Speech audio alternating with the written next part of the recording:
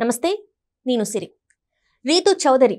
ఒకప్పుడు రీతు చౌదరి అంటే జబర్దస్త్ ఆమె కామెడీలు ఆమె అది కొంచెం ఆ స్కిట్స్ అవన్నీ గుర్తొస్తూ ఉండేవి. కానీ ఇప్పుడు రీతు చౌదరి అంటే 700 కోట్ల ల్యాండ్ స్కామ్ మాత్రం గుర్తొస్తుంది.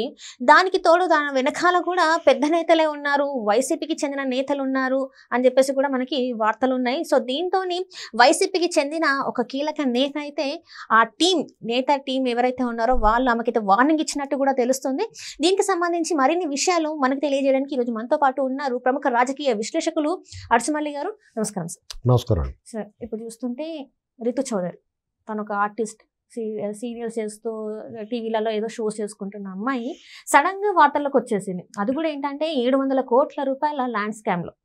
సో దీనికి వెనకాల వైసీపీ నేతలు ఉన్నారని చెప్పేసి, చాలా మందికి బినామీ అని చెప్పేసి ఏవేవో వార్తలు అయితే వస్తుంది. అసలు నిజానికి ఏం జరిగింది? అయితే ఇప్పుడు తను ఒక చిన్న క్లూ వదిలింది, దీని వెనకాల ఉంది ఒక వ్యక్తి అని చెప్పేసి. ఆ వ్యక్తికి సంబంధించిన టీం ఇప్పుడు ఆమెకి హెచ్చరికలు కూడా జారీ చేశారు, వార్నింగ్ కూడా ఇచ్చారని చెప్పేసి కూడా మరి వార్తలు వస్తున్నాయి. ఇందులో ఎంతవరకు వాస్తవం ఉందంటారు? ఇప్పుడు ఆ అమ్మాయి ఆర్టిస్ట్గా రీల్స్ చేసుకుని లేకపోతే సినిమాలో చిన్న చిన్న పాత్రలు వేసుకుని జబర్దస్త్లో ఉన్నట్టు మంచి పేరు వచ్చింది. గ్లామర్ వరల్డ్ కాబట్టి కొంచెం వాళ్ళు ఆ లైన్లో వాళ్ళు ఏదో రకరకాల ప్రోగ్రామ్స్ టీవీ షోల్లో చేసుకుంటా వాళ్ళు బతుకాలు పోతున్నారు. మెల్లమెల్లగా ఎదుగుతుంది. అలాగే అవకాశాలు వస్తాయి. వివాహం అయిందో లేదో మరి తెలియదు నాకు పూర్తిగానే. ఎవరో మరి ఇంకొకరు ఎవరో లేదో ఇంకొక అతని పేరు శ్రీకాంత్ ఎవరో కనబడుతుంది. ఆ అమ్మాయి పేరు వనం దివ్య అండి. అసలు ఏదో గ్లామర్ కోసం రీతు చౌదరి అని పెట్టుకుని ఉంటుంది. అదో ఫ్యాషన్. రెడ్ అని, చౌదరి అని, లేకపోతే రాయల్ అని, నాయుడు అని ఇలా పెట్టుకుంటారు వాళ్ళ పేరుని. అంటే ఒరిజినల్ పేరుతో రావాలి, కానీ ఇలా పెట్టుకుంటే ఏదైనా పని జరుగుద్ది అనుకున్నారో ఏటో మరి తెలియదు, కానీ పెట్టుకున్నారు. ఒక ఆడపిల్ల గురించి మనం నెగిటివ్గా మాట్లాడలేము. ఆ అమ్మాయి తప్పు ఏముండదండి. ఇక్కడ ఆ అమ్మాయి బతుకుతారు, ఆ అమ్మాయి చేసుకుంటుంది. ఆ వృత్తి ఏదో చేసుకుంటుంది. సినిమాలో లేకపోతే టీవీ షోలో మెల్లమెల్లగా గ్లామర్ ప్రపంచం, డెఫినెట్గా గ్లామర్ ప్రపంచంలో ఎలా ఉండాలో అలా ఉంటుంది. దాన్ని మనం ఎవరు తప్పు పట్టకూడదు. అయితే ఇక్కడ ఆ అమ్మాయి పేరు అనుకోకుండా ఆ స్కామ్లో వచ్చింది. ఆవిడ ఫోటోలతో సహా రిజిస్ట్రార్ ఆఫీస్లో డాక్యుమెంట్స్లో కనిపించింది. డెఫినెట్గా ఈవిడికి తెలిసి ఉండాలని ఏం లేదు. లేదా ఇప్పుడు ఆమెతో పాటు ఉన్న శ్రీకాంత్ వాళ్ళకి కలిపి బినామీగా పెట్టుండొచ్చు ఎవరో. వీళ్ళంత పెట్టుకుని స్తోమత కానీ వీళ్ళు రీతు చౌదరి దివ్య వాళ్ళని ఇన్ఫ్లుయెన్స్ చేసి అంత స్థాయి కానీ లేదా అమ్మాయికి. ఏంటండి వేరే విధంగా మనం మాట్లాడలేం అమ్మాయి గురించి. అయితే డెఫినెట్గా సజ్జల రామకృష్ణారెడ్డి వాళ్ళ టీము వాళ్ళ హ్యాండ్ ఉంటుంది ఇందులో. ఒక ముఠా ఉంది దీనికి. ఆ అబ్బాయి చెప్పాడు శ్రీకాంత్, ఇదంతా ఏదైనా ఆడదేనండి, మాదేమి ఉండదని చెప్పాడు. మీ పేరుని పెడుతూ ఉంటారు. ఆ పేరుని పెట్టినందుకు కొంత ఎంతో కొంత ఇస్తారు. వీళ్ళకి అసలు లేకుండా ఉండదు, ఎంతో కొంత తీసుకుంటారు. వాళ్ళు కొద్దిగా ఇల్లు కార్లు కొనుక్కుంటారు, ఏదో పడతారు. అలాగని చెప్పేసి నేరంలో భాగం లేదంటే డెఫినెట్గా ఇల్లు నేరస్తులు అవుతారు. అందులోంచి అయితే తప్పించుకోలేరు. వీళ్ళు క్లెయిమ్ చేసుకోవాల్సిందే. వీళ్ళే నిలబడతారు.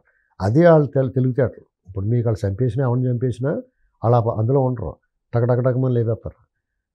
వాళ్ళ పాత్ర ఉండదు. సూత్రధారులు మాత్రం, వాళ్ళు పాత్రధారులు వేరే ఉంటారు. ఇలా భూములు దొంగతనాలు లేకపోతే ఏం దొంగతనాలు చేసినా ప్రభుత్వంలో ఉన్నప్పుడేమో అధికారులు బలైపోతారు. ఇలాగ బినామీ పేర్లు వీళ్ళని బుక్ చేస్తారు. రేపు పొద్దున కేసు కట్టినప్పుడు ఇప్పుడు అక్కడ బియ్యం కూడా ఉంది, పేరు నాని వాళ్ళదని. మా మేనేజర్ తెలిసిన మాకేం తెలదండి అంటుంది. అలాగే వాళ్ళు కొంత సేఫ్ కోర్టుని పెట్టుకుంటారు బలిచ్చేస్తానికి. అలాగే వీళ్ళు బలవుతున్నారు.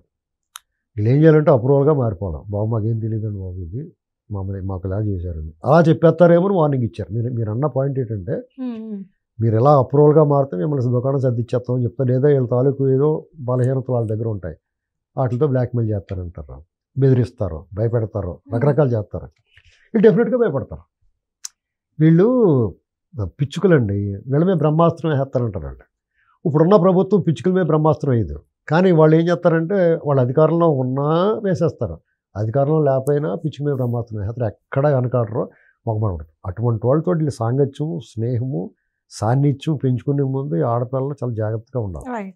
ఒకవేళ వాళ్ళ కెరీర్లో ఇప్పుడు సహజంగానే ప్రతి వాళ్ళకి ఆశ ఉంటుందండి. ఇప్పుడు ఒక లగ్జూరియస్ లైఫ్ ఉంది, గ్లామర్ వరల్డ్ ఉంది. ప్రతి ఆడపిల్ల కూడా బాగా చదువుకుని పెద్ద ఉద్యోగం చేయాలనుకుంటుంది. ప్రతి ఆడపిల్ల కూడా ఒక్కొక్క డిజైర్ ఉంటుంది. ఒక్కొక్క ఆడపిల్లకి ఏముంటుంది, మంచి ఉద్యోగం చేయాలి, టాప్ ప్యాకేజ్ తీసుకోవాలి, లగ్జూరియస్ లైఫ్ అనుభవించాలనుకుని తను స్వయంగా చదువుకుని ఉద్యోగం చేసి సంపాదించాలనుకుంటుంది. ఇంకొక ఆడపిల్ల ఏమనుకుంటుంది, మంచి కుటుంబంలోకి వెళ్ళాలి, బోలంత ఎకరాలు ఉండాలి, అమ్మ బాబు ఉండకూడదు, ఒక పెళ్ళికొడుకి మొగుడికి అలా ఇంట్లోనే ఉండాలి, హాయిగా ఉండాలి, మొత్తం మొగుడు ఒకటి ఉండాలి, ఇంకా పెత్తనం ఆడబడుచు కూడా ఉండకూడదు, మొత్తం అంతా భూమి ఉండాలి అని చెప్పి తన దగ్గర ఏమీ లేకపోయినా కానీ నన్ను రాజకుమారులాగా వచ్చి రెక్కల గుర్రం వచ్చుకొని నన్ను తీసుకెళ్ళిపోయి పెళ్లి చేసుకోవాలనుకుంటున్నాను. ఒక డిజైర్ అది, నువ్వు కలగనటాన్ని నువ్వు తప్పుపట్టలేవు. ఇంకొక ఆడపిల్ల ఏమనుకుంటుంది అంటే మంచి సినిమా హీరోలు అటువంటి కావాలి, కన్నాలు మెలిదిరిపి ఇంత లాంగ్ కన్నులు ఉన్నవాడు కావాలి, ఇలాగ రకరకాల డిజైర్స్ ఉంటాయి. అదే డిజైర్ వీళ్ళకి ఉంటుంది. గ్లామర్ ప్రపంచంలో మనం నెంబర్ 1గా ఉండాలి, ఎవరైనా సరే చూసి మనం చూసి కింద పడి దొల్లేయాలి, అలాంటి కోరికలు ఉంటాయి. డెఫినెట్గా విచిత్రమైన విపరీతమైన కోరికలు కూడా ఉంటాయి. అందులో భాగంగా వాళ్ళ ప్రయత్నం వాళ్ళు చేసుకుంటూ ఉంటారు. మనం ఎవరిని తప్పు పట్టకూడదు. ఇలాంటప్పుడు జాగ్రత్తగా ఉండాలి. పక్కలేనికి వెళ్ళి ఆ కళలు నెరవేర్చుకుని ఆ సాకారం చేసుకుని ప్రయత్నంలో ఆ క్రమంలో ఇలాగ గోతులో పడతారు ఒక్కోసారి వచ్చి. కొంతమంది మట్టగిడసల్లా జారిపోతారు లక్కీగానే, వాళ్ళ జీవితం ప్రశాంతంగా సాగుతూ ఉంటుంది. కొంతమంది ఇలా దొరికేస్తారు, ఇబ్బంది పడతారు, కేసులు అంటాను. ఏమైనా కానీ దురదృష్టకరం. ఆ అమ్మాయికి కొంచెం ఇబ్బందికరమైన పరిస్థితి. అప్రూవర్గా మారిపోవటమే ఏకైక మార్గం. మారిపోతే మరి వీళ్ళ నుంచి ప్రాణహాని ఉందని, ప్రాణహాని ఉంటే వాళ్ళు కూడా జైల్లో పోతారు కదా, పర్లేదు. అంటే సార్ ఇప్పుడు ఇది ఒకటే కాదు సార్, కానీ మనం ఎలక్షన్స్ ముందు చూస్తే అప్పటి మాజీ సీఎస్ ఎవరైతే జవహర్ రెడ్డి ఉన్నారో ఆయన మీద కూడా అసలు మీకు జగన్మోహన్ రెడ్డి ప్రేమికులు అందరూ జగన్ ప్రేమించిన వాళ్ళు కూడా, అంటే అతను రావాలి కావాలి అనుకున్నవాడు, అతని కోసం ప్రాణాలు అనుకున్నవాడు, సామాన్య కార్యకర్తలేమో వాళ్ళ జీవితం కోల్పోతారు, వాళ్ళు బతుకు తెరుగు కోల్పోతారు. అధికారులు అయితే వాళ్ళు అప్రతిష్ట పాలైపోతారు, ఉద్యోగాలు కూడా కోల్పోతారు. రాజకీయ నాయకులు అయితే రాజకీయ జీవితం పోతే జైల్లో పోతారు. ఇలాంటి వాళ్ళు పాపం సెలబ్రిటీలు ఇలాంటి వాళ్ళు ఉంటారు కదా. ఇప్పుడు ఒక ఆవిడని తీసుకున్నారు, యాంకర్ ఎవరినో ఒక ఆవిడని పార్టీ, ఆవిడ ఎంత భద్రం అయిపోతున్నాం, అంతకుముందు భలే ఉందని చక్క అనుకునేవారు అందరూ ఉన్నాయి. ఇప్పుడు సగం మంది ఆవిడకి వ్యతిరేకంగా మారిపోయారా, 300 మంది మారిపోయారు, ట్రోలింగ్ చేస్తారు కదా. అప్పుడు ఏమని కూడా ఆవిడ చూసి లొట్టలేస్తా చూసి వాళ్ళందరూ కూడా ఇవాళ ఆవిడకి వ్యతిరేకంగా అయిపోయారు, రకరకాల బ్యాడ్ కామెంట్స్ పెడుతున్నారు. అవసరం లేదు కదా అది, ఎందుకంటే అలా కంఫర్టబుల్ లైఫ్, హ్యాపీగా ఉన్నదండి. సుఖాన్ని ఉన్న ప్రాణం దుఃఖాన్ని పెట్టుకోకూడదు అంటాను నేను. ఇప్పుడు నువ్వు ఎదగాలనుకున్నప్పుడు ఏదైనా చెయ్యి, కానీ నువ్వు ఆల్రెడీ మంచి పొజిషన్లో ఉన్నప్పుడు ఎందుకు న్యూసెన్స్ ఆలోచించుకోవాలి. వాళ్ళు ఏమన్నా ఆడపిల్లలు మనం ఏమనకూడదండి, వాళ్ళు ఇబ్బంది పెట్టకూడదు. వాళ్ళు ఏమన్నా ఉంటే వాళ్ళకి ఏ కర్రనగ్గి ఉంటే ఆ కర్ర కాలుతుంది. ఇప్పుడు ఆ అమ్మాయి తప్పు చేసింది అనుకోండి ఉద్దేశపూర్వకంగా, డెఫినెట్గా సఫర్ అవుద్ది. ఆవిడ అమాయకురాలైపోయి బలి అవుతూ కూడా ఉంటుంది. అలాంటప్పుడు అప్రూవర్గా మారితే కొంచెం పని జరుగుద్ది.